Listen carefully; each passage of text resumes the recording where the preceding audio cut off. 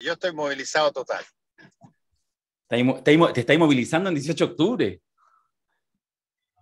Esa es la pero cuña. movilizarse en auto para el 18 de octubre no. ¿Te estáis movilizando, Paulsen? Estoy en auto yo. Ah, esa movilización. No, seamos precisos. Sí, voy camino a mi casa y estoy pensando que mejor me quedo en mi casa, estaciono ahí y hago todo el podcast por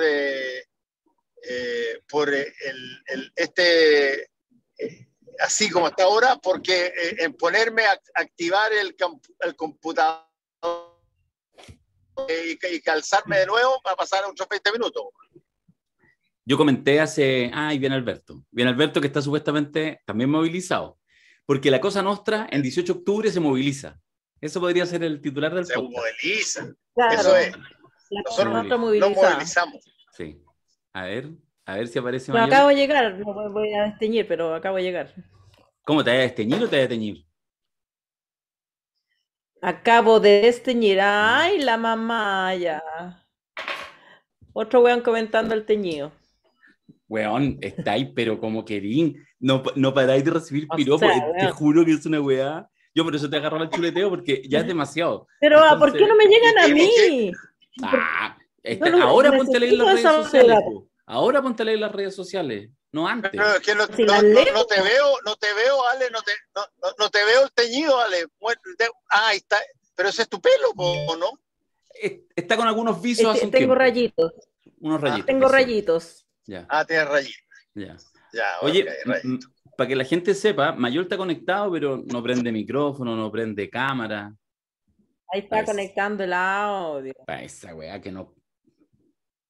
Para eso que mejor ni esté. Ahí está, ¿qué te Pandémico. Europa. ¿Dónde estáis, Mayor? ¿Estáis movilizado, Mayor? Obvio. ¿Movilizado por el 18 de octubre? En plena movilización. Pero Mayor, perdóname, ¿es un gallo que acaba de terminar con cirugía o se metió a cura, weón, porque anda con un cuello muy raro? Es verdad. Está con el Sergi. En la mascarilla. Ya. Paulsen, no mirís para la cámara, te van a funar, weón, ya te dije. Yo estoy concentrado en audio nomás, no tengo cámara. No existe la cámara. No existe la cámara. Hola, amigos. No. Claro. Hola, amigos. Y así es igual. No existe la cámara, solo audio. Fernando, ¿tú eres muy vanidoso, no? No tanto, fíjate. Tanto. Debiera ser más vanidoso y no. Tengo problemas con la vanidad. ¿no? Ya. Alberto, ¿tú eres vanidoso? A ratos, pero no mucho, ¿no? Ya. La Ale sí es vanidosa, ¿no? O sea, alguien tiene que ser vanidoso en este equipo. Exacto, sí. Porque yo no, fíjate. ¿Y tú, Darío? No. Darío, sí, Darío. No. Darío, no. O sea, comentas, como dice, el que lo dice lo es. Claro, el que lo dice lo es. Sí. Si preguntaste, ya está todo dicho. Sí, te preguntaste por qué di. Claro, está bien. Oye, ya pues demos la bienvenida, probablemente tal, la gente dice, ¿qué pasa? ¿Qué pasa? Da una sensación de precariedad esto. Alguien podría pensar que tiene que ir con el presupuesto. No, por el contrario, de hecho, porque va Fernando en su regio auto, va Alberto en un tren de super velocidad, pero sencillamente estamos grabando en un horario distinto, más temprano, hay que decirlo, son las 2 de la tarde en este rato que estamos grabando. Lo digo porque a propósito de lo que podamos comentar, de lo que suceda en este 18 de octubre, en este día, es importante precisar la hora en la que lo estamos hablando, y estamos más temprano porque la Ale tiene trámites pendientes por su viaje, que empieza mañana, ¿cierto? A Bogotá. Claro. Y fíjate que para convertir todo esto en un sinsentido perpetuo, me suspendieron la hora por el 18 de octubre. Así que todo ha sido en vano, como tantas cosas han sido en vano en este tiempo. Sí, muchas cosas. Lo pensé hace una hora atrás, pero dije, la Ale nos va a llamar y va a correr la cosa. Ya, bueno, es lo que hay. Entonces, este podcast... Bueno, es que yo ya jugué tanto y ahora más encima decir, no, ahora se cambia. Sí, está bien. Me pareció más responsable mantenerlo, fíjate. Mira, me quiero quedar con una imagen, con una sensación que no tiene de literalidad nada, pero déjame poner una metáfora así lejana, un aroma lejano, es que hoy seguro, estamos a 18 de octubre, se cumplen 3 años del estallido social, nos hemos convocado un poco para una conversación que eventualmente, no lo sé, salga un poquito de la contingencia, y si el 18 de octubre, hace 3 años atrás, tenía justamente lo no calculado, sería incluso, podríamos partir por eso, después de pedirle a Dabañino que abra el podcast, que cada uno pueda partir cómo lo pilló el 18 de octubre, en esa misma precariedad tenemos a Fernando en un auto fuera de Santiago, a Alberto entre Madrid y Valencia, a la Ale preparando las maletas para irse a Bogotá, y yo aquí firme junto al Zoom. Así que es probable que esta precariedad tenga algo que ver, incluyendo el señor del tren, que nos muestra que efectivamente Alberto está en un tren y no en una locación, lo cual es bueno. Qué elegancia. No, está bueno. Sí. Yo estoy en un auto y ustedes se van a dar cuenta. Es snob decir que es precario esto, es un poquito snob. Sí, digamos que es verdad. Yo estoy efectivamente en un auto y ustedes se pueden dar cuenta porque mis ojos no van a jamás mirar en la pantalla porque me concentro en mi viaje y estoy llegando y ahí voy a parar antes de mi casa, voy a parar en la calle porque si es que me meto al estacionamiento y tengo que prender el computador. Bueno, eso. Y ahí completamos. Complete la oración. No, capaz que vaya a tener que hacer eso. Bueno, ya. Vamos a esperar que esté de vuelta Paulsen porque a Dabañino lo tenemos que escuchar todo. Y no va a volver. Estamos en ese minuto. Pero yo creo que el tema de es interesante el tema de la predictibilidad, porque yo creo que este 18 es completamente predecible. Sí. Sí, y es una parte del tema que me gustaría que analicemos después. Sí. No, pero a ver, partamos mientras esperamos que se reconecte Fernando. Solamente el tema de lo predecible. De hecho, ayer me pasaba que me preguntaban, fui al late de Julito y preguntaba, decía, la última pregunta, ¿cómo lo ves para mañana? ¿De panelista estable en el late? Parece que sí. Sí, parece que sí. Mira. Parece. Ya. Oye, y con Julio todo es impredecible siempre, pero ya hemos ido 3 veces en el mes, parece que sí. Oye, pero y preguntaba esta cosa, digamos, de una versión negativa y una versión... Pero no le has preguntado, no le has preguntado así como, oye, ¿de qué se trata lo nuestro? No. Claro, ya 3 veces como... Alberto, hay veces que es mejor no preguntar. Pregúntale, pero ya, pero está... ¿A dónde va lo nuestro? ¿A dónde va? ¿Qué somos? Ayer le pregunté cuando iba entrando al canal y Julio me dijo, lo que se ve no se pregunta. Oye, ya, pero déjame, no nos salgamos del tema. Preguntaba él la versión, digamos, negativa, la versión positiva respecto a este 18, un poco mirando, porque efectivamente ayer la gente, de hecho en el canal ahí comentaban, ayer en la tarde, viendo que iban a salir hoy día, que todo iba a estar complicado. Y la verdad yo decía, o sea, y probablemente lo de hoy esa es mi hipótesis, supongo que la comparten, va a ser un día del joven combatiente. Ni más ni menos. Es decir, va a haber imágenes, va a haber un par de saqueos emblemáticos para que vaya toda la prensa para allá, sí, obvio, va a haber, qué sé yo, un par de carabineros lesionados, va a haber un par... Digo, no estoy quitándole de gravedad a cualquier lesión, a cualquier cosa que pase, pero no es una expresión masiva. Pero como el saldo. Exactamente, más bien eso. O sea, a ver, para decirlo en simple, porque el punto que va a ocurrir es evidente, pero el punto es que hay un diseño. El diseño no necesita una conspiración. Un diseño es un diseño. Si yo caliento el clásico tiene tarjeta roja. Sí. O sea, si se dan las cosas de que el gobierno se corre al centro y lo acusan por derecha de ultraizquierdista igual, y los de izquierda sienten que el gobierno se les fue, entonces obviamente va a aumentar el nivel de crispación. Y además se hace una campaña la semana anterior para escuchar nuevamente el coro de no a la violencia de la gente bien.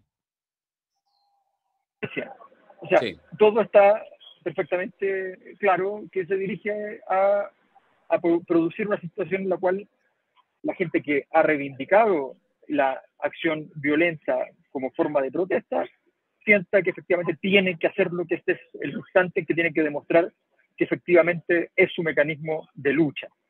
¿Ya? Y entonces tenemos un listado de actividades, muchas de las cuales van a terminar donde sabemos que van a terminar, y entonces se va a confirmar el diseño de que el 18 de octubre ha entrado como fecha en un proceso de ilegitimación total, y entonces el malestar social que produjo el estallido se come al estallido. El malestar crece y el estallido se achica, y entonces la revuelta, la liberación, la transformación, todo eso se achica, pero queda el malestar. Y ahí termina esta historia ominosa. Está buena la provocación inicial. ¿Les parece que escuchemos a Dabañino porque vamos a seguir en lo mismo? ¿Les tinca? Ok, dale. Ok.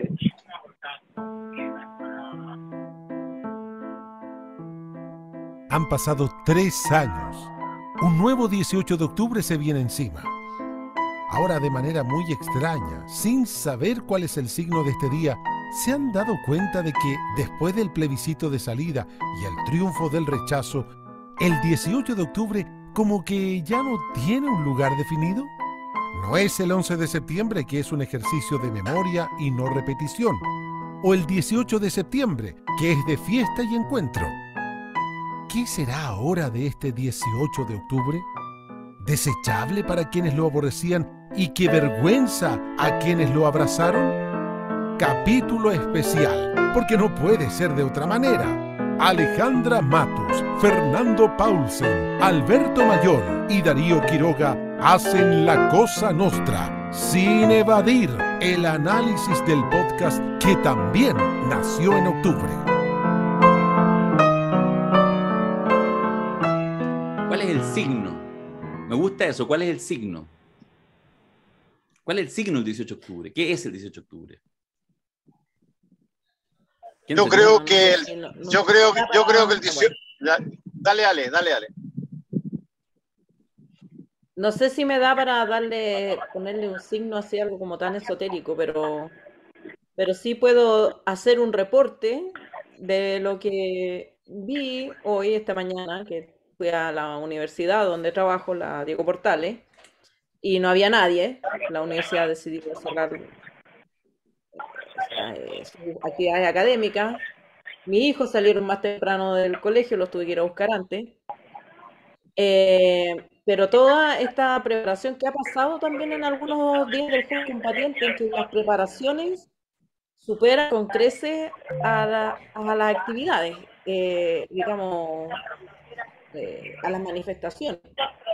Por donde yo circulé esta mañana, en el centro, a protestas, no había marchas, no había barricadas, no había nada. Era una mañana normal con menos gente. Y me parece que los preparativos son como para recibir a ese monstruo que se desata y al que se le permite entrar sin que el monstruo tenga ganas, a lo mejor, hoy día de estar. A mí me preocupa como política pública, más allá y no sé si antropológico o sociológico, pero a mí me parece que cuando la ciudad se suspende en preparación a algo violento que va a pasar, tal como decía Alberto, lo violento va a ocurrir, pero no me parece que tenga la magnitud ni la fuerza, la energía para manifestarse. El malestar no se manifiesta con aniversario, me parece a mí. No se cita a un estallido. El estallido ocurre cuando ocurre. Entonces, estarse preparando, creo que es malo como política pública, vaciar el espacio público para que ocurra algo violento. Es como una invitación a que ocurra. Más allá de si tiene sentido o no, esta otra lectura más profunda en dónde está el malestar y tal. A mí me parece que como simple ejercicio de política pública, yo haría un festival de la primavera, no sé, algo haría, para ocupar el espacio público en vez de dejarlo a aquellas manifestaciones políticas que me parece cuando son espontáneas y uno puede encontrar la raíz que tienen cierta justificación, pero no cuando uno dice ya nos vamos para la casa para que entren los que vienen a rayar y a romper cosas. Creo que un círculo vicioso que no tiene mucho sentido. ¿Fernando?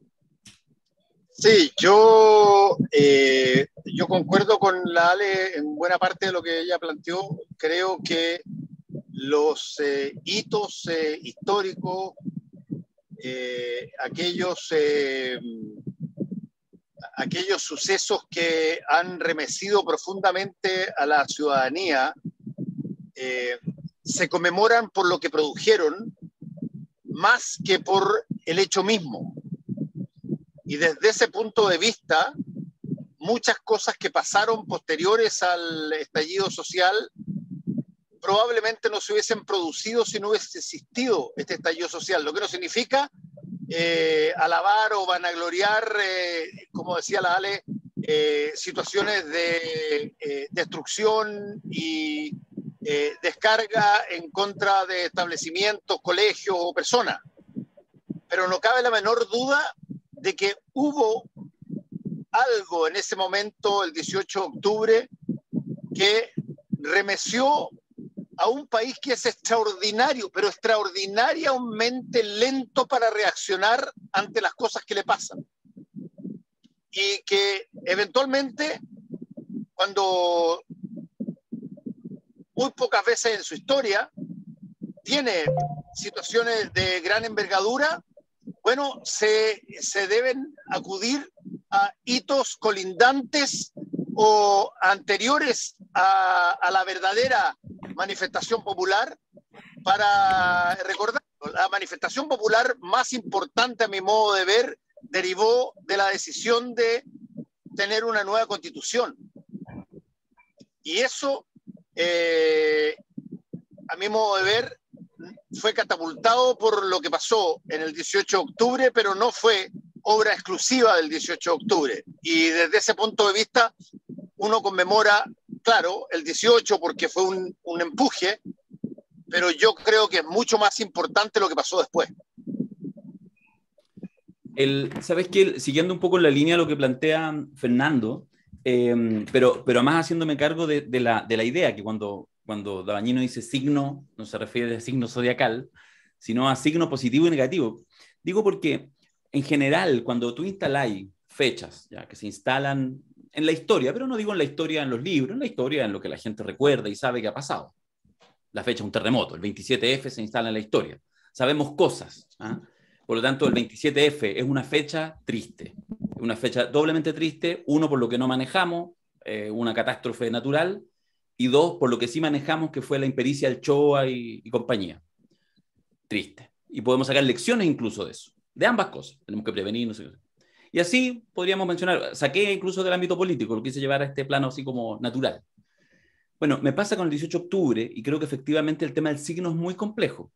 Y me parece que es recién ahora, además, en que siempre que uno salga, que cuesta salir de las etiquetas, salir de las frases hechas, para empezar a analizar qué es lo que pasó el 18 de octubre. Uno podría decir, bueno, pero si lo venimos hablando hace 3 años. No, yo creo que no lo hemos venido hablando hace 3 años. De hecho, por de pronto, quienes de alguna manera se han sentido más identificados con el 18 de octubre, digamos, la izquierda, pero no solo la izquierda, otros sectores más, algunos más apolíticos, en fin, pero que de alguna manera entendieron que era una expresión real. ¿Ah?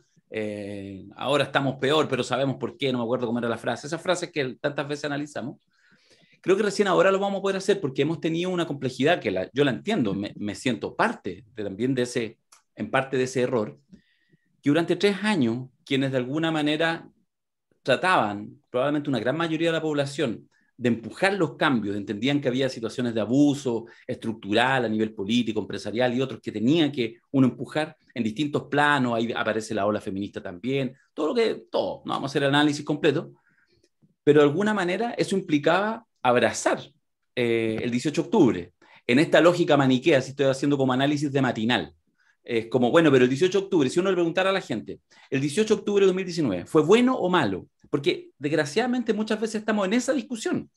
Eso es lo que aparece. ¿Estás a favor o en contra del 18 de octubre? Y en realidad, claro, es un absurdo, porque es una fecha contradictoria, una fecha que expresa un cierto nivel de podredumbre en algún nivel de la sociedad, pero que hay que empezar a ver en qué niveles de la sociedad es donde está esa podredumbre, qué es lo que habría que cambiar para mejorar, qué es lo que no, qué parte no habría que amputar, para seguir diciéndolo didácticamente. Y eso yo creo que hace que hoy, a 3 años del hito y después del rechazo, pasa que en realidad la discusión del 18 de octubre es los sectores más conservadores, citando a Boric, que tratan de seguirlo cargando, volver a recargarlo de esa mirada como de expresión de violencia, como si hubiera una violencia planificada, política, proyectada, deseable por alguien. Y por otra parte, los sectores que estaban con el estallido, porque quedan huérfanos. Porque en realidad, ¿qué es lo que vas a reivindicar? ¿Que se quemó el metro? No, pues no lo vas a reivindicar. ¿Qué es lo que vas a reivindicar? ¿Que hubo saqueos masivos? ¿Que el país estuvo incendiado a los 4 costados? Yo creo que eso hace que la discusión y el análisis sea tremendamente pastoso y complicado, y creo que va a costar harto tiempo poder analizar el fenómeno para que sirva como aprendizaje y que no sea solamente una cosa maniquea. Alberto, con Bozal, ¿cómo lo ves? No, yo creo que esta opción solo tiene un resultado. A ver, estamos en un momento donde el clima dice hablemos de la violencia. Ese es el tema. Y por tanto, solo queda el análisis sobre el medio y no sobre el final del proceso. Sabemos que en política el jueguito de la moralina hace siempre este juego de ir a analizar el medio y no el resultado o el proceso que está en juego. Yo decía el otro día en una entrevista en el diario que esto es como un infarto, un estallido social. Y he tratado de explicarlo varias veces acá respecto a que es un síntoma de una patología, pero no es en sí mismo un acto voluntario. Aunque hayan personas que lo hagan voluntariamente, la sociedad no estalla porque esas personas quieran voluntariamente estallar. Si no, la gente habría dicho, oye, es una locura, están todos locos, metan los precios y se acabó la fiesta. Entonces, lo que estalló fue la sociedad. Y eso es lo que hay que entender. Y cuando se produce una situación como esa, yo no puedo decirle al infarto, usted es antiético. O sea, imagínense el absurdo de la situación. Y llega urgencia con un infarto y le dicen, mira, perdone, pero esto es antiético. No puede ser tan violento para entrar en esta situación de extrema violencia, de romper todo sentido. Entonces, estamos jugando un juego banal. No tiene ningún sentido. Un juego banal, un rito banal. ¿Se nos cayó Alberto? No, se nos cayó el todo. No, estoy con audio. Ah, ya, ok. Estoy con audio. Tenemos un rito banal que no es poco. O sea, tenemos una situación en la cual todo lo que se haga va a ser interpretado de una manera impropia. Por lado y lado, porque finalmente entonces estamos en el juego de la moralina, que es un juego que siempre termina políticamente en un lugar bien desagradable.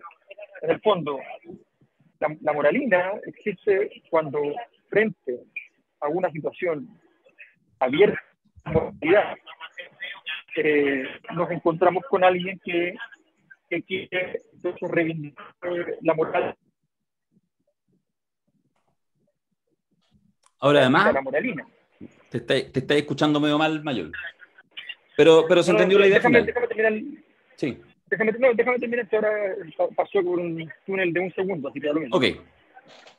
No, lo que quiero decir es que en el fondo, la discusión de fondo de toda sociedad siempre llega a un lugar que tiene que ver con la moral. Y por eso tu pregunta sobre si es positivo o negativo es una pregunta importante, aunque uno tiene que pensar si va a responderla desde el punto de vista de la moral, de los resultados.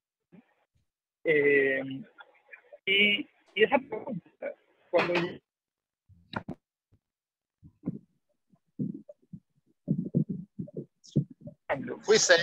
un fragmento del proceso y nada más, no tiene ningún sentido. Si vamos a tratar de porque además esto ya pasó. Y pasó, insisto, por lado y lado que se redujo el estallido a un conjunto de problemáticas muy específicas que a cada uno, entre comillas, podían convenir.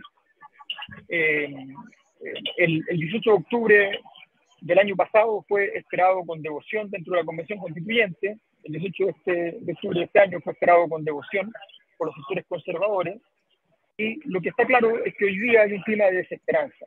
Entonces, la pregunta que yo me hago es, este 18 de octubre, que es un 18 de octubre de la desesperanza, la pregunta que uno tiene que hacerse es súper sencilla. Esa desesperanza puede convenir, pero ¿es eso lo que se quiere tener? A alguien le puede convenir, por supuesto, pero ¿es eso lo que queremos? ¿Producir una gran desesperanza respecto a las posibles soluciones? Claro.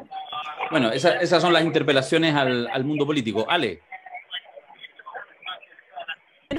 Nada, quiero decirte, querido Darío, de mi corazón, que no era necesario que ridiculizaras mi comentario hablando de los signos zodiacales, porque yo estaba también haciendo una ironía sobre el tema, así que aprovecho de pegarte ese pacacho.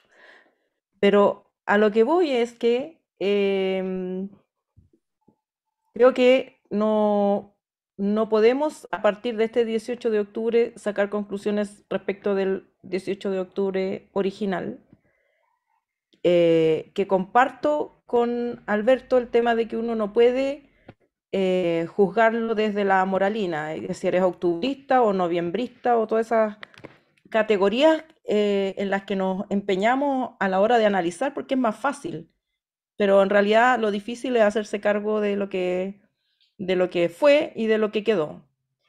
A mí me parece que en este momento seguimos en este momento de retracción en que no hay nada, no hay energía política para nada, ni siquiera creo que hay energía política para un nuevo estallido, lo que no significa que el malestar haya desaparecido. Tuve oportunidad este fin de semana de hablar con gente que votó rechazo y que había votado apruebo en la primera apruebo, después rechazo, y que sinceramente esperaban que su opción fuera como una corrección de ese borrador que no les gustó, pero sí quieren cambios. Ahora, yo creo que el problema es que no hay posibilidad política real para cambios sustanciales porque tenemos la misma estructura política pre-rechazo. No veo que se hayan generado capacidad en el sistema político para procesar el desencanto, el malestar y lo que hoy consideramos desesperanza. No sé cuánto se va a demorar la sociedad chilena en volver a estallar, o vuelve a estallar, o se generan capacidades políticas para salir de algún modo resolviendo los temas que generaron ese malestar.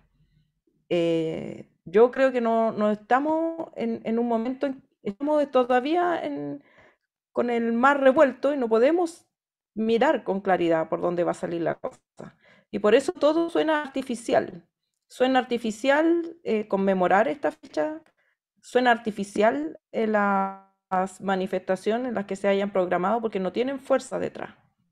Puede que haya algunos que las vayan a ejecutar, pero son grupos que no tienen una fuerza política mayoritaria y por lo tanto lo que más provocan es que la gente se vaya más temprano a la casa, pero no logran provocar ese quiebre que se produjo el 18 de octubre original, donde en realidad el país quedó en suspenso. No se sabía si poder continuar y de qué manera. De hecho, no se sabía si Piñera iba a agarrar un helicóptero y se iba a ir. Entonces, creo que el estallido se produjo, pero que no hay claridad respecto de lo que viene y lo que va a pasar, pero sí, me parece que nada de lo que motivó el 18 original se ha resuelto. Yo fíjate que estoy un poquitito en otra vereda respecto de algunas de las cosas que dijo la Ale. Yo creo que sí hay varias cosas que aprendimos a partir del estallido social. Y varias cosas que son súper importantes para cualquier cosa que pase en el futuro. Aprendimos por lo menos dos cosas, y eso me parece extraordinario, porque en una parte, en un momento, fue un aprendizaje de básicamente la izquierda y la centroizquierda, y en otra fue el aprendizaje de la derecha. Y creo que fueron hitos bien interesantes. Por ejemplo, nosotros aprendimos que la gente tiene límites de tolerancia para determinadas cosas. Y estallar, como estallan los franceses con los chalecos amarillos, o estallan los hongkoneses en China, no es una cosa que haya que ver solamente en televisión extranjera, sino que eventualmente Chile puede de pronto de una forma pacífica y de una forma violenta también.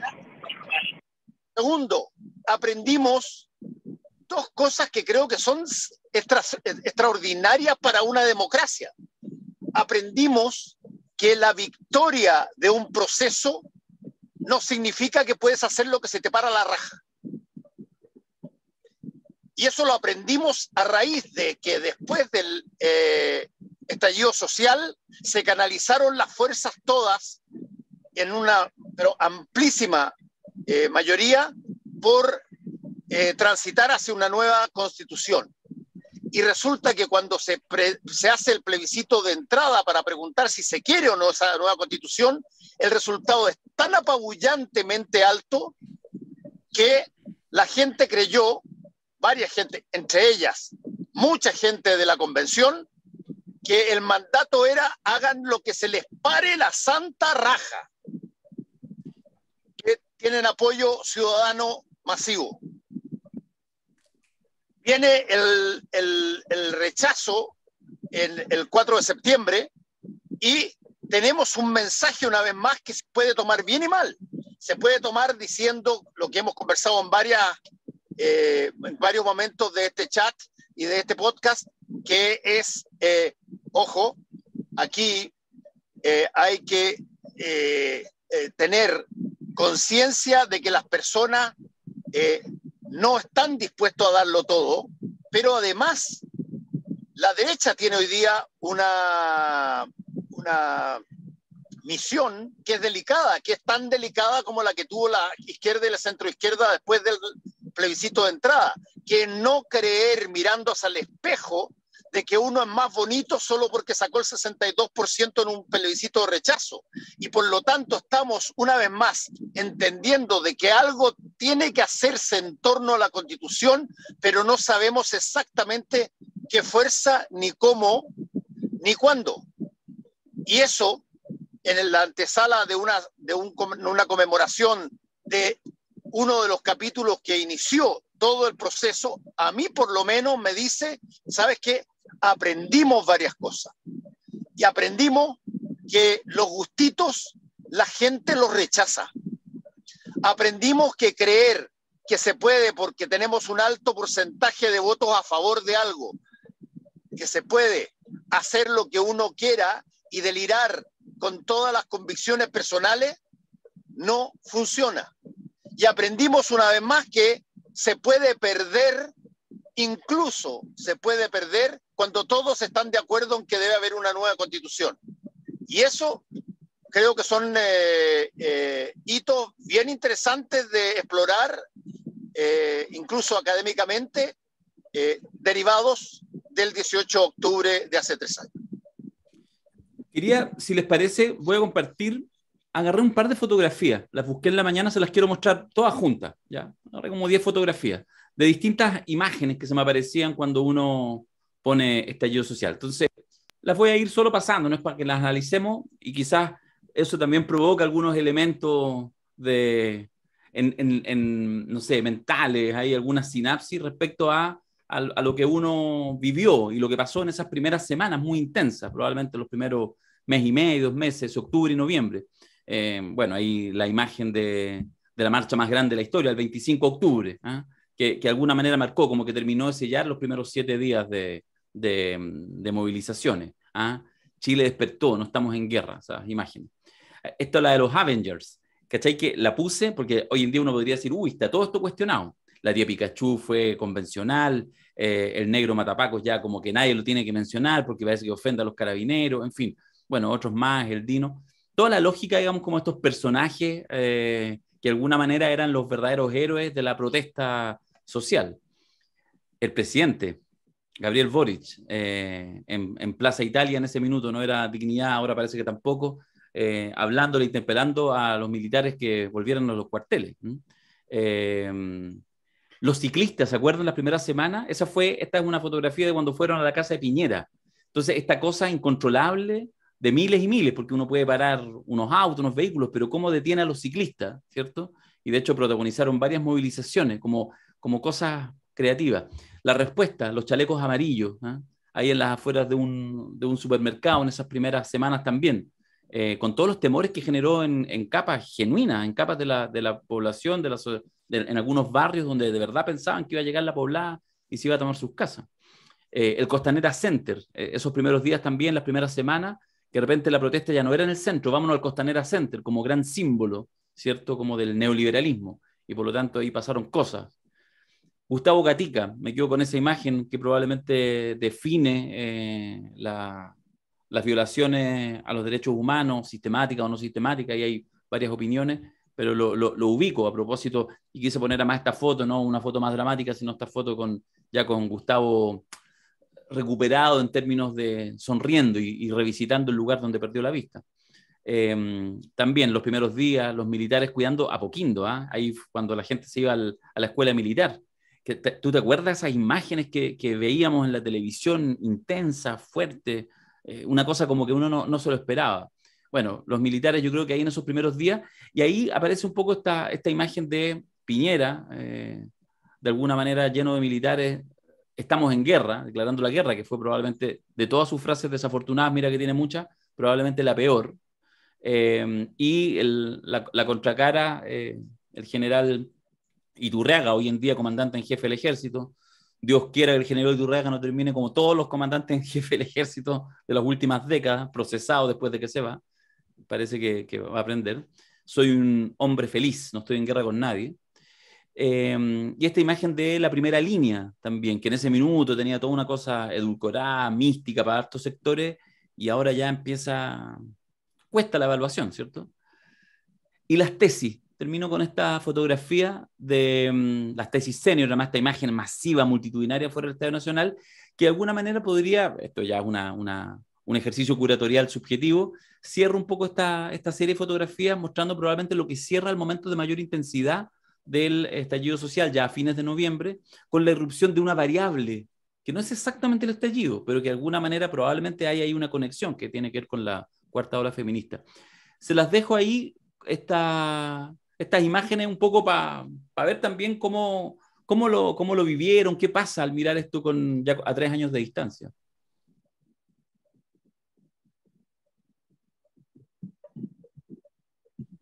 ¿Quién se tira? Yo terminé de hablar ya.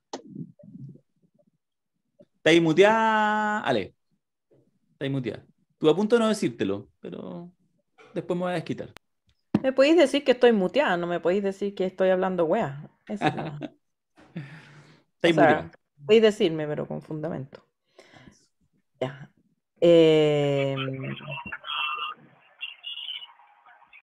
No sé si va a hablar Alberto. No, dale nomás. Ya. No, yo simplemente quería decir que sobre el tema del método de la violencia, y porque hubo en el estallido un reclamo contra los medios, y a propósito de si hemos aprendido algo, no estoy tan segura. Por ejemplo, hoy día escuchaba a Guillermo Ramírez diciendo que que la derecha no estaba disponible para respaldar una reforma tributaria. Entonces, no sé, me parece que discursivamente el discurso político es más ecuménico, pero las prácticas siguen siendo más o menos la misma. Y respecto del tema de la violencia, a mí me parece que se mira poco el efecto que tienen los medios de comunicación en los ciclos de violencia. Los medios de comunicación omiten, son como un proxy de lo que pasa con las instituciones políticas. Los medios no tienen capacidad de procesar todo lo que está en la sociedad. Tampoco quieren. Entonces, se muestra y se habla de un conjunto limitado de asuntos, y una gran parte de los asuntos queda fuera del tratamiento periodístico, y por lo tanto queda fuera de la discusión pública y de la discusión política y de la posibilidad que tiene la sociedad de resolver ciertos problemas. La única manera que han encontrado las organizaciones sociales, los movimientos, o cuando un asunto duele mucho, de que aparezca en la televisión, es quemando una cuestión. Porque ahí llegan al tiro, llega al tiro el móvil, llega al tiro el mono, llega al tiro el periodista. Puede que no hablen del tema que motivó la protesta, pero si yo quiero aparecer en la tele, tengo que hacer algo radical y ojalá violento, porque voy a asegurarme que tengo mono. Y cuando las acciones se intentan llevar por los canales que podrían procesarlo de manera no violenta, no ocurre.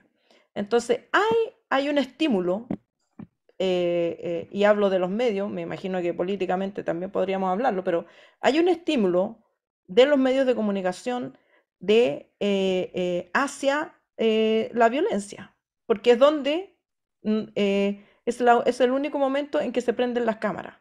Y yo creo que si hubiera medios más pluralistas, si hubiera una apertura, una pauta más abierta, muchas cosas no terminarían en manifestaciones violentas. O sea, cuando uno ve que los conflictos, temas, ¿para qué vamos a hablar del tema previsional? ¿Para qué hablamos de los temas de salud, de las listas de espera, de un pedazo de calle cortado por una concesionaria que te cobra por entrar a tu casa? Todo ese tipo de cosas, hasta que no queda una cagá, no sale. Y lo mismo pasa, y es el mismo estímulo cuando los políticos ponen atención a algo, cuando salió en la tele, cuando tienen también minutos de pantalla para aparecer hablando de ese tema. Y no sé si lo podríamos considerar como un método violento de acción política, porque yo considero que un método violento de acción política tiene una cierta racionalidad, una cierta planificación, un cierto vamos a hacer esto para conseguir esto, sino que es más bien el estado de cómo son las cosas. Así funcionan las cosas en Chile. Yo no creo que en Chile haya movimientos.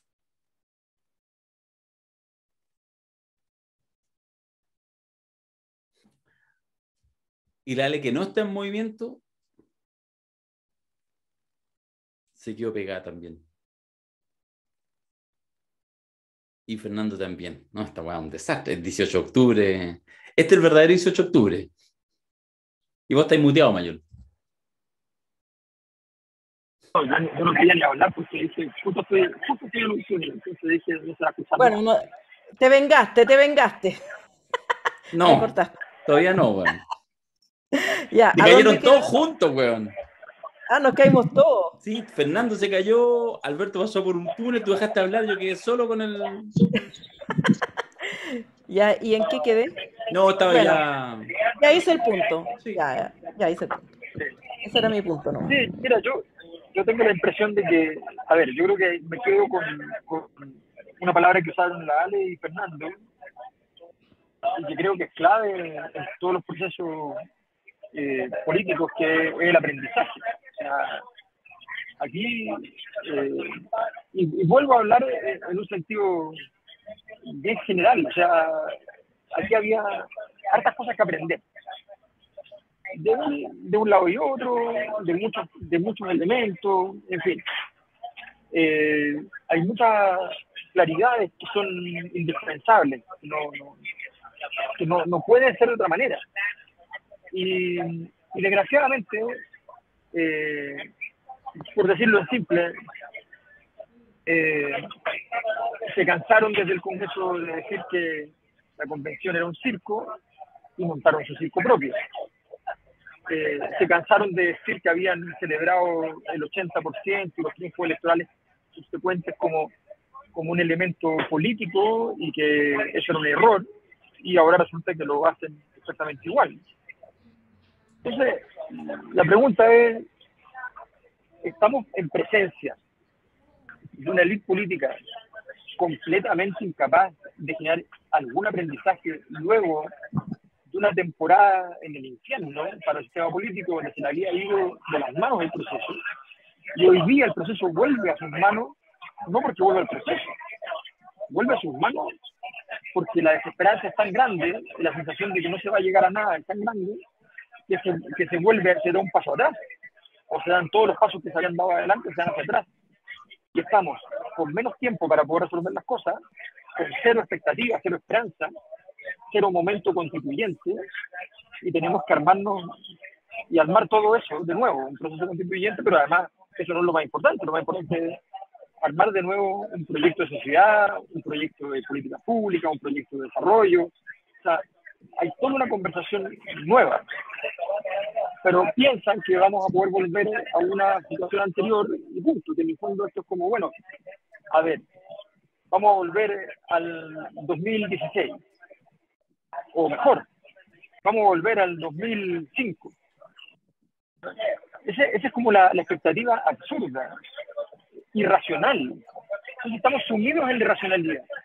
Y como el sistema político funciona muy mal con la irracionalidad, lo que termina por pasar es que la gente migra a lo que irracional es de a de veras.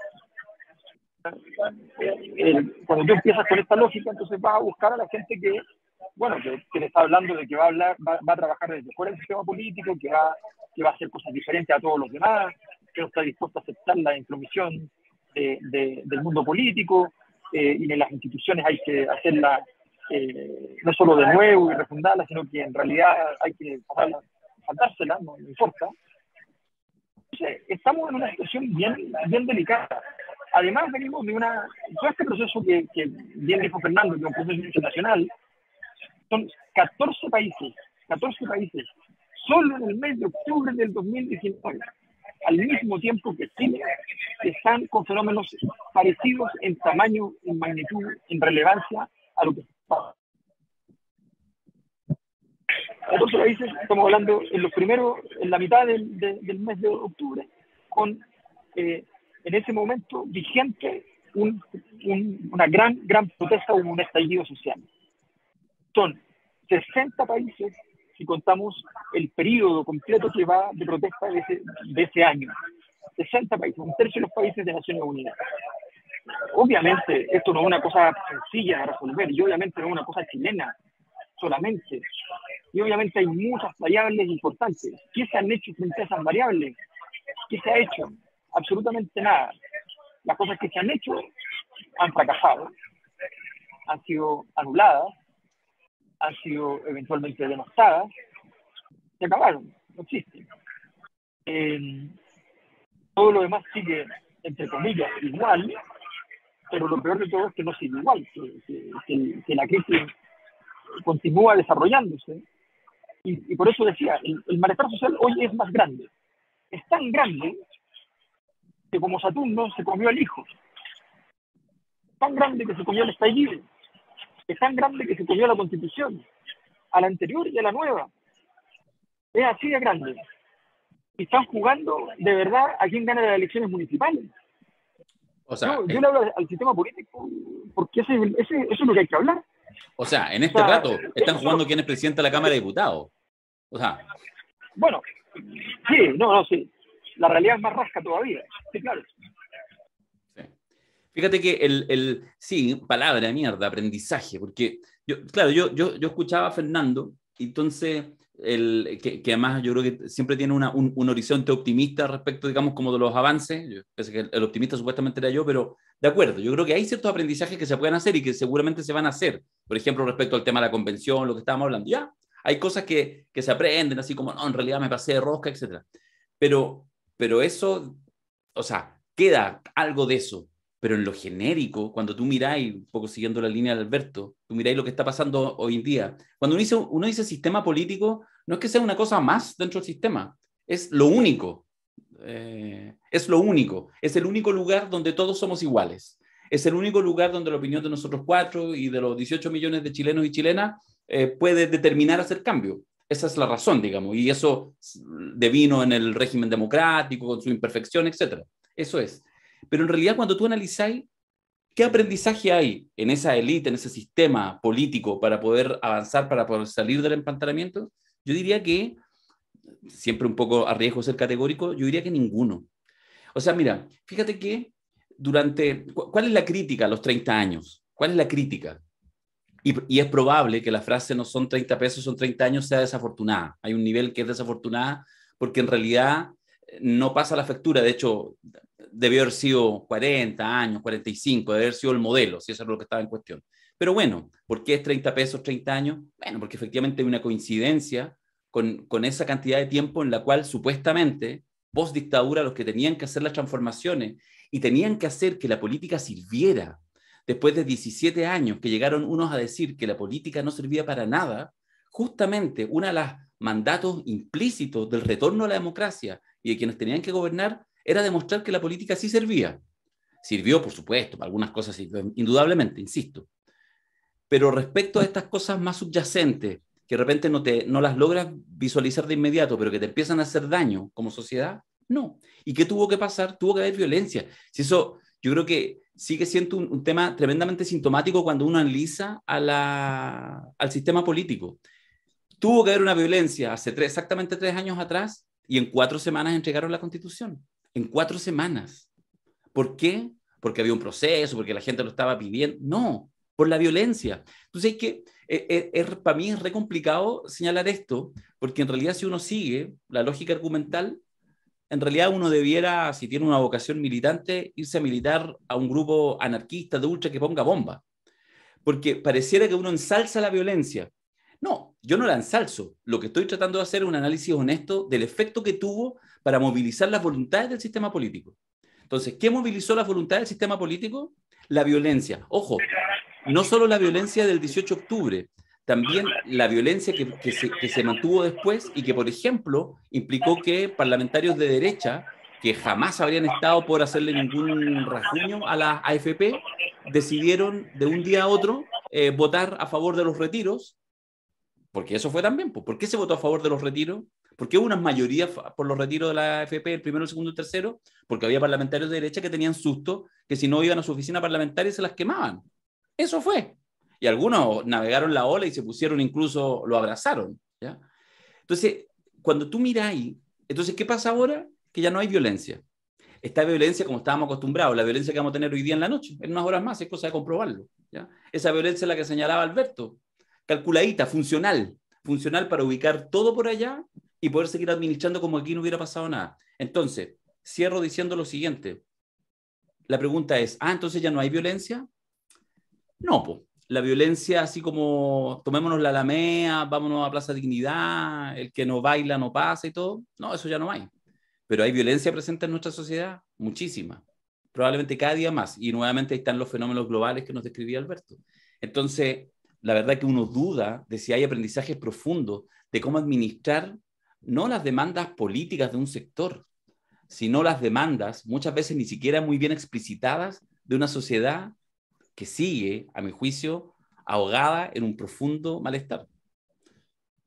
No sé, tengo poca expectativa de los aprendizajes. Sí, déjame decir una cosa, sé que hablé recién, pero creo que es importante ahí complementar una cosa. En primer lugar, decir que justo después del 2011, cuando vienen las protestas fuertes, que fueron acusadas de muy violentas, recordemos que el 2019 decían, ustedes el 2011 no se comportaron así, no fue verdad, eso no es cierto. Fueron mucho menos intensas, no quemaron el metro, pero era porque no se podía quemar el metro desde el punto de vista de la legitimidad. Ojo con eso. Entonces, pero resulta que el 2011, después de las protestas fuertes, intensas, con violencia, me acuerdo de un reportaje de Canal 13 que mostraba que esto era pura violencia, nos entrevistaron a un montón de académicos y a todos los líderes estudiantiles de entonces, y después una serie de reclamos y protestas, en fin. Bueno, en ese momento, cuando acontece ese hecho, nos encontramos con lo siguiente. En la encuesta, el 60% de la gente decía que los cambios sociales no se producen sin violencia. Entonces, que independiente que nos guste, la verdad es que es la única forma efectiva para que se activen los políticos. Lo normal de ese resultado, antes de eso y después de eso, después de un rato que se mantuvo, es un 30%, o sea, subió al doble en ese momento. Y pasó lo mismo en 2019. En 2019, después del estallido, la gente dice, la violencia parece ser la única forma que sirve para que esto funcione. Obviamente, la lectura anarquista del Mocéfala en este instante sería un gran error. En este momento hay muchachos que están agarrando las molotov y partiendo en este instante a hacerlo.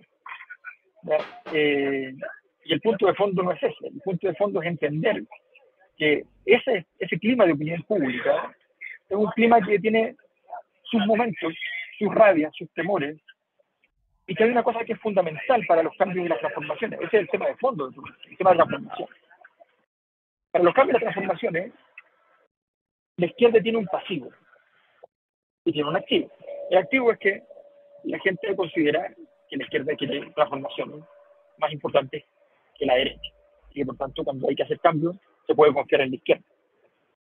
El pasivo es que consideran que la izquierda tiende a llevar estos procesos al desorden. En este momento la ecuación que tenemos es una ecuación mala, porque el gobierno, por errores propios o ajenos, me da lo mismo a estas alturas, tiene una situación de desorden. De desorden país, de desorden interno, de desorden. Pero no ha producido ninguna transformación. O sea, tiene el peor de los dos mundos. Entonces, frente a eso, obviamente, el clima no está para que esa izquierda pueda efectivamente transformar. Y aquí hay una reflexión también más general sobre la izquierda. En general, desde que comienza la nueva república, el año 90, comienza la transición, muchas veces no ha habido clima para la transformación.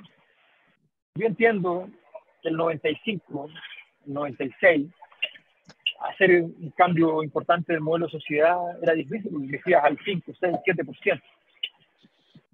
Era como medio absurdo, ¿no? Y no habían condiciones políticas para poder plantear los temas críticos, por ejemplo, de derechos humanos, y qué sé yo, esas condiciones se habían vuelto más bien rituales. Pero resulta que con la detención de Pinochet en Londres, ese espacio se abrió. Y se tomó la decisión de no usar ese espacio. Luego, en 2019, el estallido abre una opción a favor de la transformación. La ciudadanía dice, sí, efectivamente es evidente que estamos cansados, estamos enfermos y tenemos que cambiar. Primero tuve un aviso, un preinfarto, y ahora tuve un infarto, y ahora ya, sí, me voy a ordenar, voy a dejar de fumar y voy a comer mejor y voy a hacer ejercicio. Ya, okay, está bien. Pero cuando no ocurre eso, cuando no eres capaz de conducir ese proceso, entonces viene la sensación de desdicha, de devastación, de frustración. Lo termino diciendo con una cosa que no quiero que se lea mecánicamente. Quiero que se lea mecánicamente. Las crisis normalmente dibujan la salida de la crisis, o al menos la eventual salida de la crisis. La crisis de 1929 a nivel mundial económica dibujó el surgimiento de las políticas keynesianas y el surgimiento de los estados de bienestar. Y esas políticas duraron con mucha legitimidad dentro del mundo de los técnicos, especialistas y de la ciudadanía, muy fuerte hasta los años 70, cuando otra crisis económica mundial cambia el destino de este movimiento hacia el otro lado del péndulo e invita a una liberalización de los mercados, etc. Bueno, cuento corto, el 29, entonces los sectores de izquierda tienen el derecho de emigrar hacia posiciones más a la izquierda, muchas veces no radicales, pero más a la izquierda. de hecho, a tal punto no radicales que la izquierda decía que eso no era la izquierda y todas esas cosas que pasan siempre. Pero en la medida que esa respuesta no es exitosa, emergen situaciones enfermizas, patológicas, mucho peores, soluciones. Aquí no ya no la enfermedad es lo patológico, sino que la solución es lo patológico. Y todos sabemos a qué me refiero respecto a esa solución, en el caso europeo y en el caso de la Segunda Guerra Mundial. Entonces, es tan importante el aprendizaje, y yo creo que estamos, en el mejor de los casos, con nuestra última oportunidad. Siempre jodíamos con que el gobierno de Michelle Bachelet II era el ahora sí, que sí, que sí, que sí, ¿no? O ahora sí, que sí, que sí, que sí, que sí. Bueno, entonces ahora estamos en ahora sí, que sí, que sí, que sí, que sí. Y después de mucho más, donde recorrer, ¿no? Hay mucho.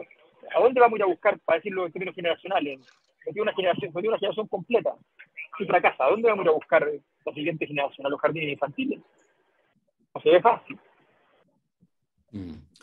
Oye, una última como pregunta para ir cerrando un poco el podcast. Un podcast pastoso en términos del análisis, que cuesta, yo creo de verdad cuesta.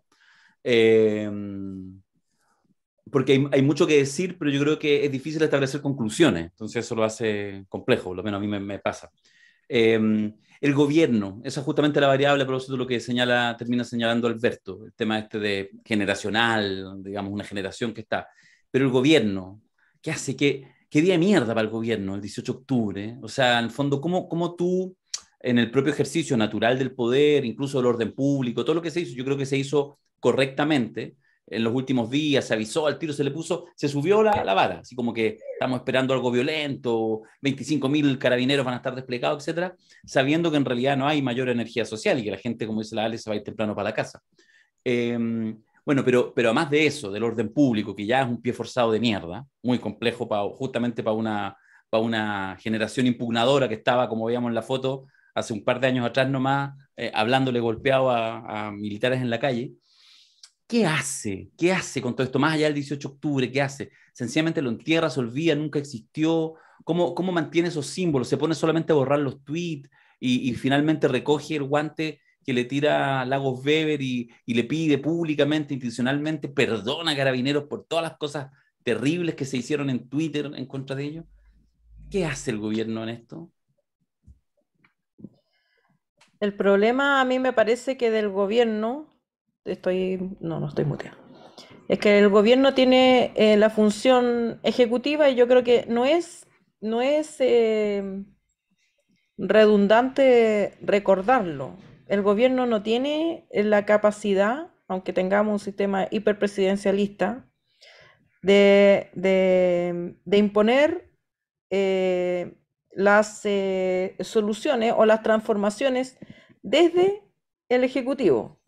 Necesita al Congreso, pero eso también requiere decisión política.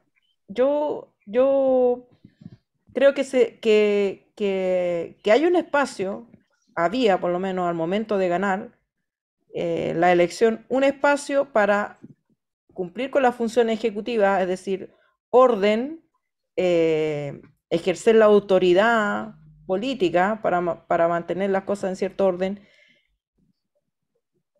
Hay un concepto de seguridad pública que no necesita violar los derechos humanos, pero no se ha ejercitado, ni se ha planteado, ni se ha defendido. Entonces, el gobierno está como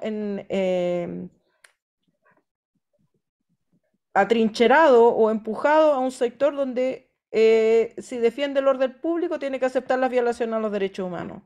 Es como la tesis de Alaman, ¿no? Ya, el orden público requiere, no requiere. Se puede resguardar el orden público sin violar los derechos humanos. Se puede reformar la policía sin descuidar la seguridad. Pero nada, me parece que a mí nada sustantivo se ha hecho en ese ámbito, por lo tanto queda la idea de que es un gobierno de izquierda incapaz de ofrecer seguridad. Es incapaz tampoco de empujar las reformas porque no tiene fuerza política, no tiene mayoría parlamentaria, pero tampoco tiene audacia política. Tampoco se la juega por cuáles son las prioridades de este gobierno, cuáles son las 2, 3 reformas con las que se quiere ir. No, yo por lo menos no lo sé. Entonces, como que avanza y retrocede, hace un planteamiento y luego se arrepiente. Se le impone el realismo político bien chanta, un realismo político penca, este realismo político de que no tienen los votos, no plantees nada. O sea, si ese es el escenario, creo que ya podemos dar por frustrado el experimento de gobernar desde esta izquierda impugnadora.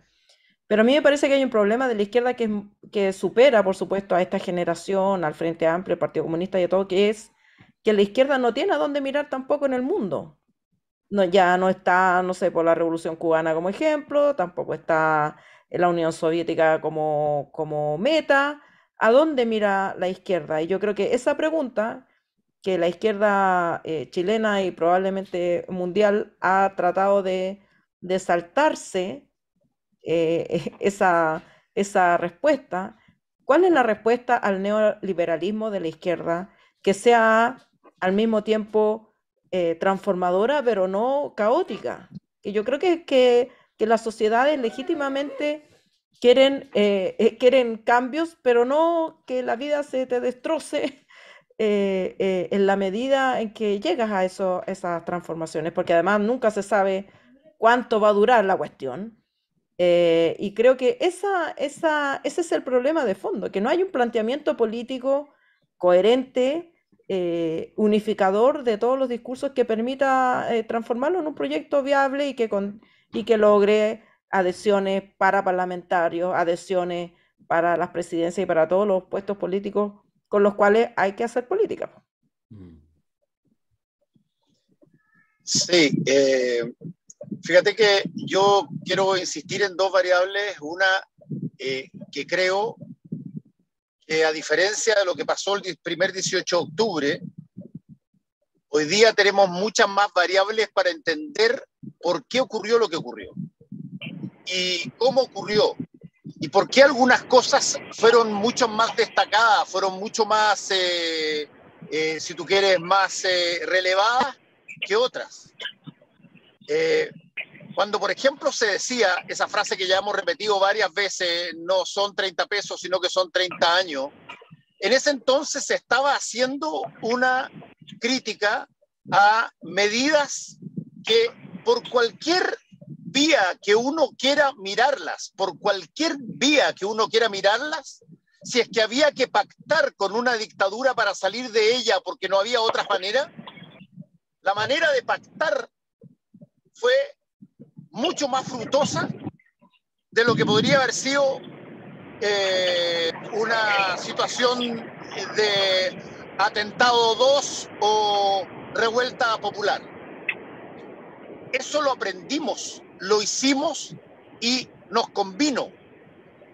Una cosa totalmente distinta y que yo creo que está dentro de las cosas, y creo que Alberto ha hablado harto de eso en su columna, una cosa totalmente distinta a eso, a entender que de repente hay que ceder en determinadas materias para obtener un mínimo necesario para poder pararte de nuevo, es cuando tú de alguna manera crees que solamente mirándote al espejo funcionan las cosas y que tus convicciones son las únicas válidas, que el debate o el diálogo funciona hasta que dejas de estar de acuerdo conmigo.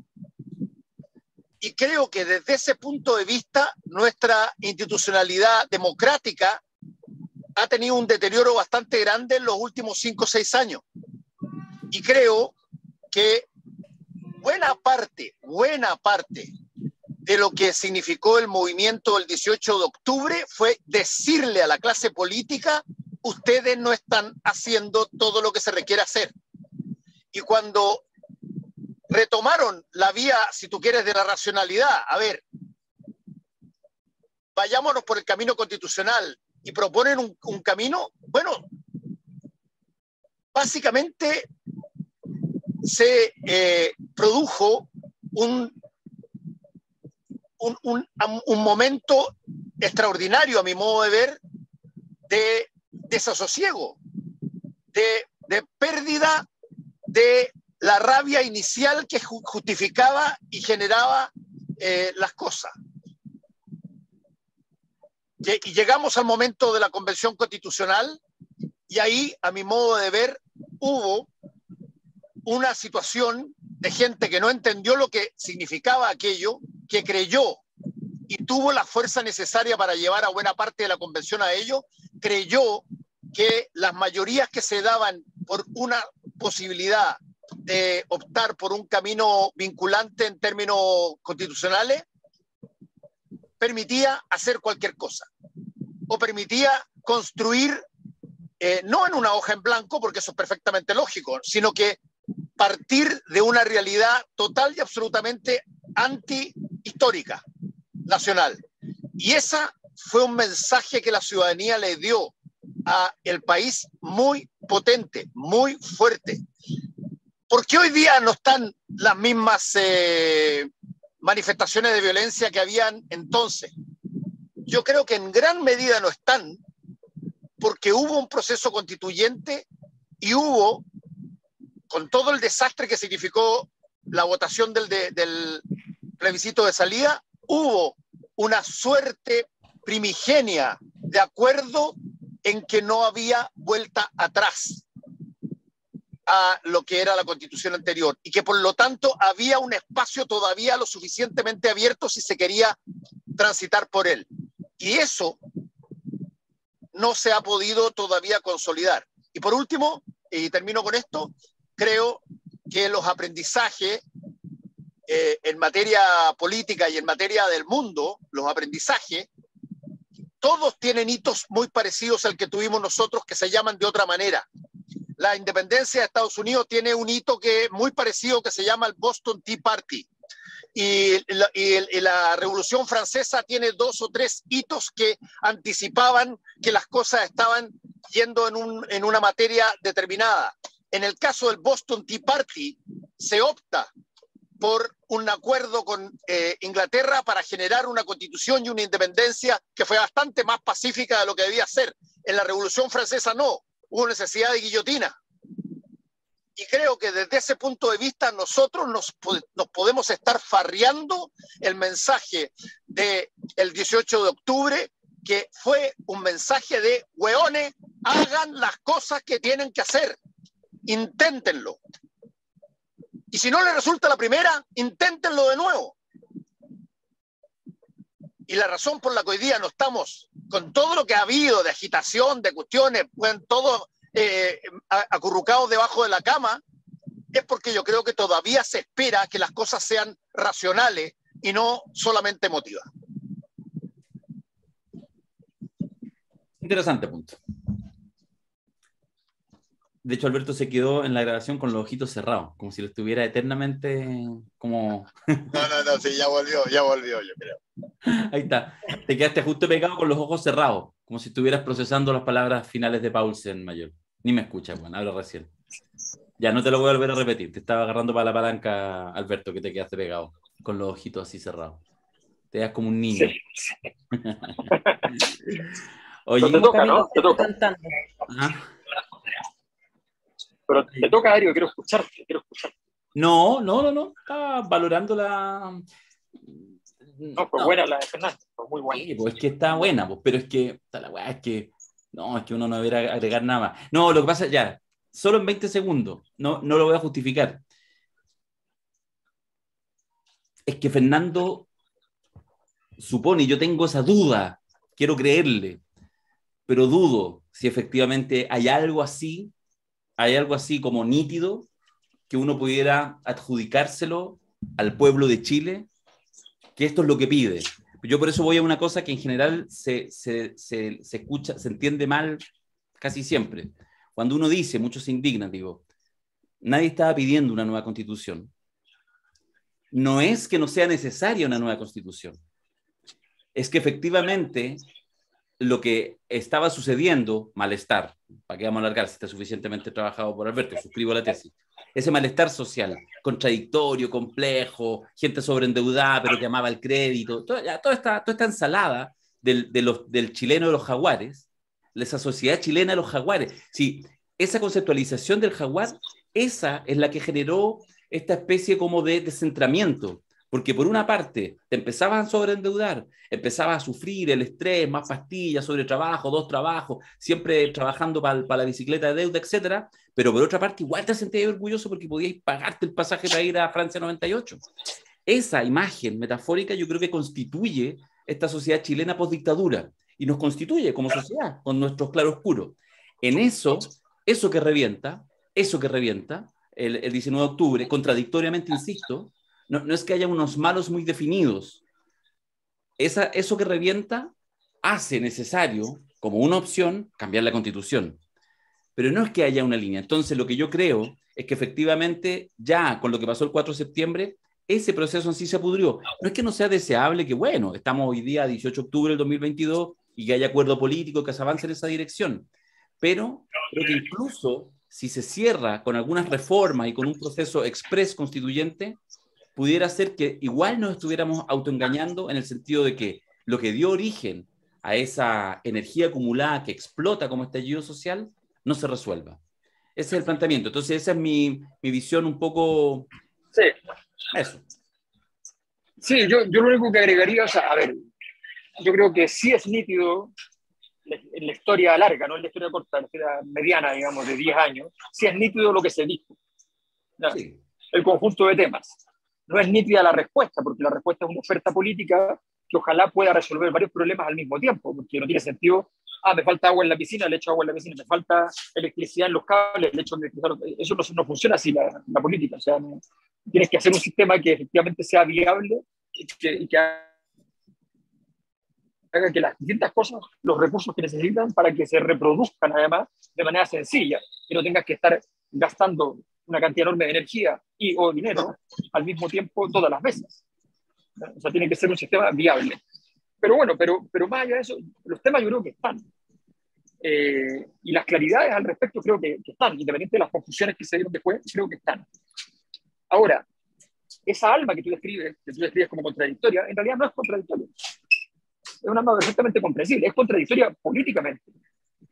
Pero desde el punto de vista de la sociedad, de su experiencia social, son así. No hay ninguna contradicción en querer comprarse algo, ¿ya? Y querer más justicia social. No hay ninguna contradicción. Nos parece contradictorio porque lo miramos con los lentes de la visión política, ¿ya? Del militante que no entra al mall o a Starbucks o a McDonald's porque son representantes del imperio. Pero ojo, solo para precisar, lo que a mí me parece contradictorio no es la justicia social, es el nivel de sobreendeudamiento permitido y, digamos, el maná que eso te ofrece. Que además eso es lo interesante, que son elecciones que libremente las propias personas hacen. Eso es lo que lo hace interesante, porque tampoco se trata que, aquí están unos locos. No, uno toma esa decisión racionalmente, pero hay algo ahí a nivel de... No es libre. Que no es racional. Pero es que no es libre. Por tanto, yo libre, en un sentido formal, lo es. Es la misma discusión sobre la libertad del mercado. Formalmente en el mercado somos libres de pagar lo que nos estén cobrando y si no queremos no lo compramos. Pero en la realidad hay un problema que es distinto, y es que, por ejemplo, si tú no te endeudas, no accedes a bienes, y si no accedes a bienes, eres una persona cuya valía dentro de la sociedad de mercado es menor que una sociedad de mercado. Entonces, una serie de elementos que aparecen como contradicciones, y yo creo que en ese sentido tenemos que hacer una revisión respecto a nuestra forma de afrontarlo. Yo solo terminaría diciendo que considero que frente a eso es muy importante la claridad del gobierno para fortalecerse. O sea, yo entiendo que tú no quieras entrar en conflictos que te debiliten, pero no puedes no entrar en aquellos conflictos que el no entrar te debilita. Totalmente de acuerdo. Para decirlo simple, tú no puedes recibir la propuesta del alto mando de Carabineros y decirle a Carabineros sí a todo, cuando sabes que no te dieron información adecuada, cuando sabes que te investigaron a ti, ¿ya? Y a todos los ministros, ¿ya? Cuando sabes que efectivamente han habido problemas.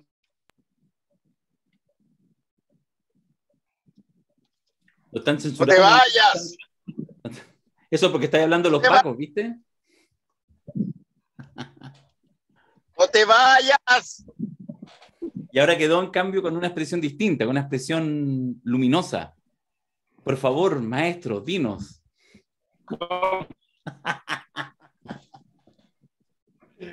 Oye, este podcast es como de los primeros. Yo creo que este es un homenaje, la técnica, el sonido julero que nos quedamos pegados a los primeros podcasts que hicimos La Cosa Nostra hace 3 años atrás. Yo creo que hay una de eso que la gente rabiaba, pero cómprense un micrófono. Ya, se quedó pegado Mayol. Es momento que yo vaya a hacer. Pero fíjate, sí. déjame tratar de terminar lo que decía Alberto, porque le encuentro razón en una parte importante, y él ha sido una persona que, pagando todos los costos, Alberto, pagando todos los costos de haber sido parte de la misma generación, ha sido extraordinariamente crítico cuando ha tenido que decir cosas muy duras respecto de incluso conductas de esta misma generación gobernante, cuando están en una época de epopeya, cuando uno llega, cuando uno está empezando a nombrar y a ponerle nombre a las cosas. Yo creo que yo soy totalmente contrario a aquellos columnistas o a aquellas personas que básicamente generan sus críticas en torno a la diferencia intergeneracional, y con una generación y ya se ha hecho hasta casi ya un cliché insoportable, otra cosa es con guitarra y toda.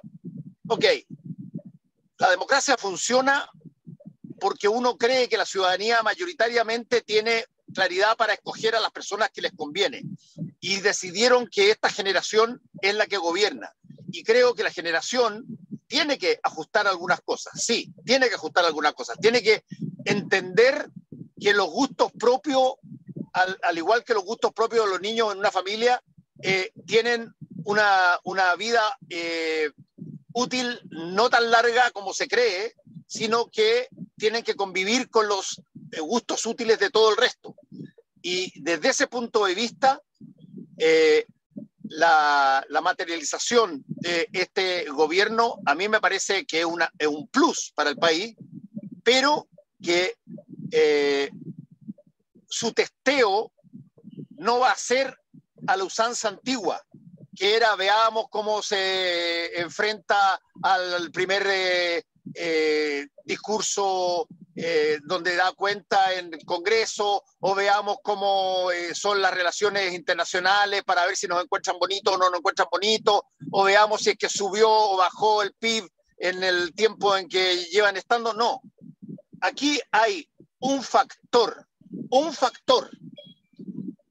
que solamente tiene esta generación, solamente la tiene. Crecieron hablando de ese concepto, viven hablando de ese concepto, y ahora necesitan demostrarlo. Y ese concepto se llama empatía. Las generaciones anteriores no conocían el concepto, no entendían el concepto, no sabían por qué había que acoger a una persona que era distinta a mí, que pensaba distinta a mí, y que eventualmente podíamos llegar a algún grado de acuerdo, aunque me doliera un poco, pero a él también. Esa lógica de empatía nació con esta generación. Nació con personas que lo que solicitaban eran que no los vieran como los adultos clásicos conservadores de siempre, pero en una etapa de menor edad. Y por lo tanto creo que hace falta empatía, kilos de empatía. No solamente con la gente que sale a las calles y que provoca los 18 de octubre, sino que también con aquellas personas que tienen miedo, que tienen susto a los cambios, que desconfían porque son personas mucho más retrógradas, conservadoras en materia de ideas, y que no se les puede pasar una aplanadora por arriba. Y creo que desde ese punto de vista, quizá en un país del futuro, donde estemos muy bien, 40 o 50 años después, probablemente vamos a estar orgullosos de decir que las cosas están como son, no porque fueron 40 pesos la subida de el pasaje en ese entonces, sino que porque efectivamente pasaron 40 años de relaciones que miraron al otro conciudadano con una mirada que el concepto lo acunó una generación y se decidió a usarlo, que es la empatía. Sí, suscribo como expectativa. Bueno, veremos cuánto de empatía hay además en el sistema, no digo en el sistema político, cuánto hay de empatía en los próximos meses para entender lo que pasó, para poder hacer una lectura adecuada, para efectivamente empatizar con los dolores de los otros. Yo creo que eso es súper clave y desde ahí encontrar algunas respuestas que nos hagan salir de este fango en que a ratos pareciera que estamos. Jóvenes, yo ya estoy preocupado con que Fernando pase a alguien al lado y diga, este está esperando hacer un encerrón, un portonazo, porque lleva mucho rato estacionado con el auto. Estoy aquí, estoy justo antes de la entrada a mi departamento, pero si es que entraba al departamento, entre poner el computador y todo, me iba a demorar mucho más, así que me quedé aquí en la vereda esperando que terminara. Alberto Mayol, yo creo que se le cortó la batería, porque ya no volvió. Y solamente antes de terminar, mostrarles esto, el súper afiche que estamos luciendo para este viernes y sábado, el seminario La Cosa Nostra, Cine y Política 3, Realidad y Ficción, donde vamos a estar los 4 haciendo los Star Wars Awards, que vamos a ver cómo lo resolvemos en vista que Fernando no ha visto ni verá Star Wars, pero vamos a hacer alguna jugada. Oye, si tú me lo pedís, la veo. No, estáis locos, bueno, más son muchas. No, tranquilo, si esa es parte del juego. Le deseamos lo mejor a Alejandra bueno, y vamos a estar con Reina Naranjo y Antonella Esteves. Bueno, se pueden inscribir, toda la información en seminario La Cosa Nostra. ¿Es que Alejandra tiene que bailar? La Alejandra tiene que irse a Bogotá. Eso es lo único que sabemos. Me voy a Bogotá mañana y también quiero pasar el aviso de que vuelven los talleres la primera semana de noviembre. Ya estamos confeccionando los afiches que van a estar en la página también de La Cosa Nostra para invitarlos a inscribirse. Justamente, estamos llenos de talleres. Y mañana empezamos con el prólogo, la primera sesión, con Reina Naranjo, que tenemos este taller de cine y comunicación política. Está re bueno, quedan creo que 9 vacantes, así que pueden inscribirse. Mañana miércoles empezamos el prólogo, pero en realidad las clases positivas empiezan el miércoles siguiente, así que se pueden perder este prólogo, igual se los mandamos grabados, va a estar entretenido, muy interactivo. Así que eso, que tengan una gran semana, que te vaya bien, Ale, que recibas ahí los honores como corresponde en Colombia, te los tenéis bien ganados. Y Fernando, gracias por el aguante arriba del auto y que tengas también una gran semana. Saludos a todos, Darío, Ale y Alberto también. Chao, que les vaya bien. Chao. Chao. Chao.